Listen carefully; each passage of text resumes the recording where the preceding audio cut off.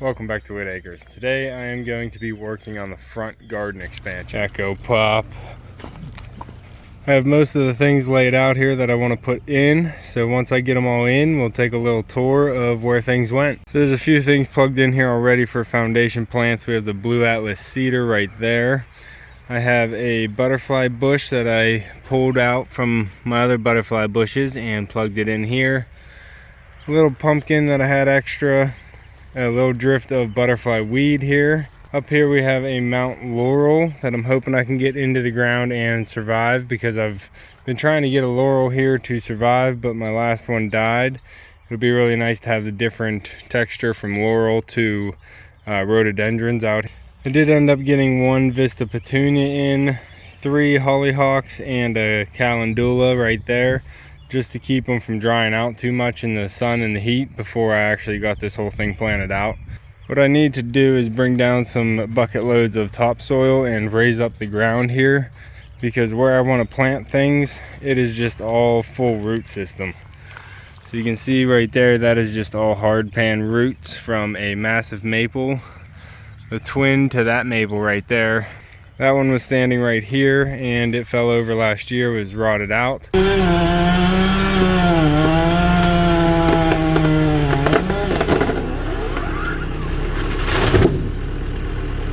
So I'm taking that opportunity to put a garden bed in here, but the ground is not real willing to take plants, so I need to raise it up and give the roots a little bit more space to start growing.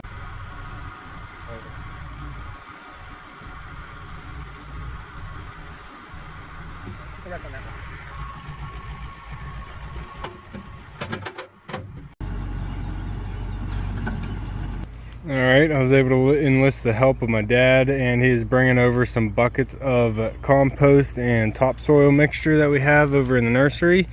So it should be nice and pretty healthy. So I'm going to build up the soil with this so I can plant down into that. I did rake back as much of the mushroom compost as I could so I can get the manure and topsoil mixture underneath it, and then top dress with mushroom compost to make it look all nice and even. So I'm going to work this around and even it out so it's a nice thick layer that I can plant down into. Echo Pop, you going to help?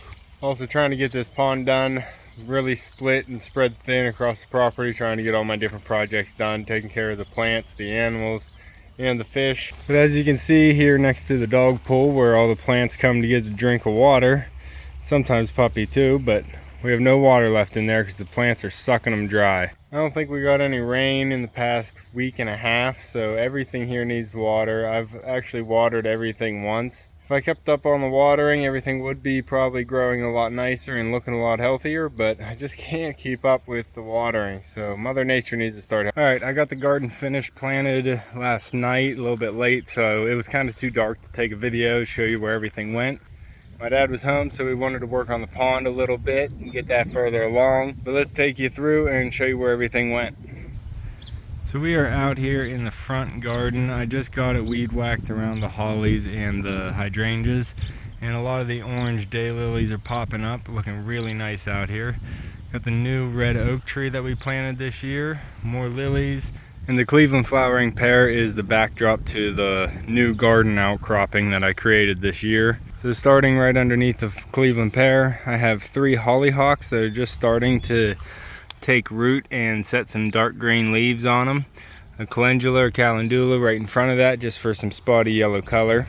Towards the middle, I have a Mount Laurel, which is going to be an evergreen and bloom in the early spring. So getting it in now will hopefully give me a bloom next spring. But that's going to be an evergreen and get fairly big, maybe about 6 by 6. But it grows pretty slow, so it's not going to get real large too quickly. So in front of that, I put in some woodland phlox, which is still blooming right now. Has a nice pretty pink and white color to it. There's 3 of them in there. And back there, I even have one that I planted 2 years ago that is finally blooming. It looks to be the same kind.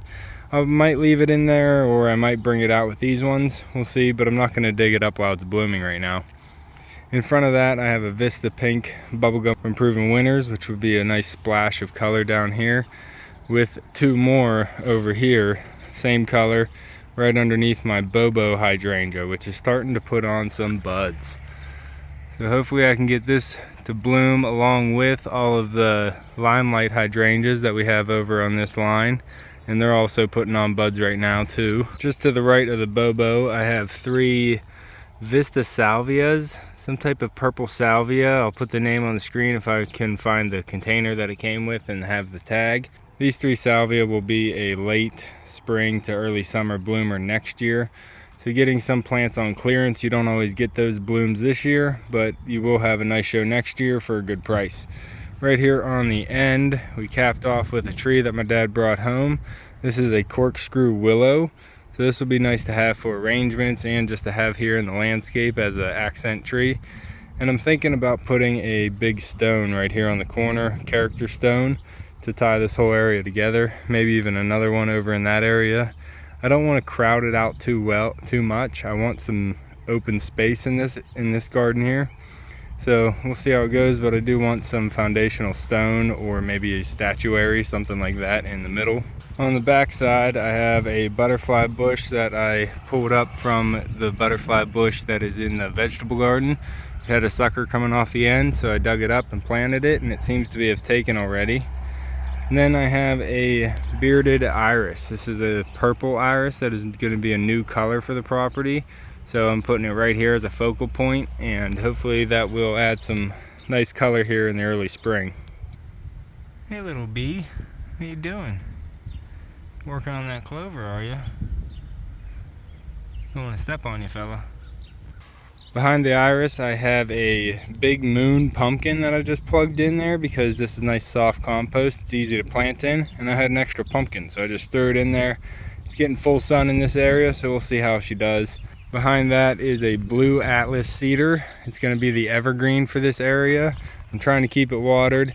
I did have to raise up the ground in certain areas. I don't know if you can tell on camera, but definitely around the willow over to the Bobo hydrangeas raised up.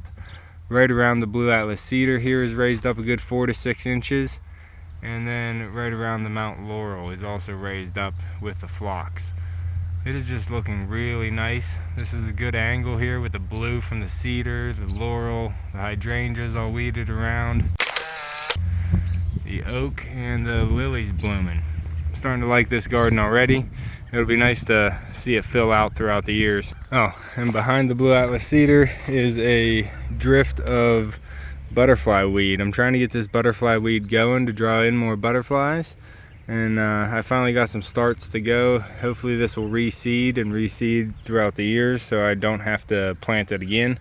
And if it reseeds on this soft compost, I think I should definitely get something next year.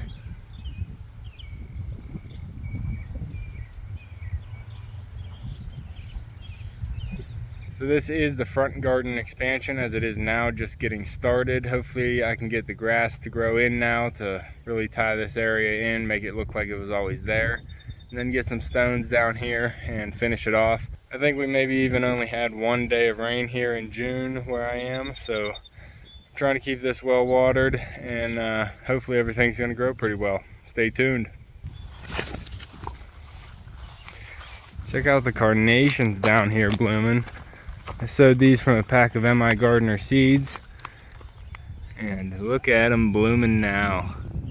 Gorgeous color to them. It is looking really nice and full this year. Got a volunteer sunflower, and the liatris is starting to bloom as well. That'll draw in the pollinators. That is all for this one. Make sure you subscribe down below. Hit that like button before you leave. You can see me and Echo on the next one. Thanks for watching.